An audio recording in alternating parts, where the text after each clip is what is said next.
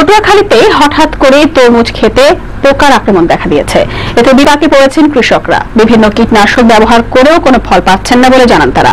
এই অবস্থায় তরমুজের ফলন বিপর্যয় ঠেকাতে সরকারি কার্যকর উদ্যোগ নেয়ার দাবি জানিয়েছেন কৃষকরা। তবে পোকা দমনের পরামর্শের জন্য কৃষকদেরকে উপজেলা কৃষি অফিসে যোগাযোগ করতে বলেছেন জেলার প্রধান কৃষি কর্মকর্তা। পটুয়াখালী প্রতিনিধি আব্দুস সালাম আরিফের রিপোর্ট জানাচ্ছেন শিমুল মাহাদি। ভালো ফলন ও দাম ভালো পাওয়ায় পটুয়াখালী কৃষকরা এবছর প্রায় 17,000 হেক্টর জমিতে তরমুজের আবাদ করেছেন। তবে তরমুজ গাছে ফুল ও ফল আসার পর থেকে আক্রমণ করেছে বিভিন্ন ধরনের ছোট ছোট পোকা। কোনো কোনো জায়গায় গাছের পাতা ও শেকড়েও পোকা লেগেছে। পোকায় নষ্ট করে দিচ্ছে ফুল ও ফল, মরে যাচ্ছে গাছ।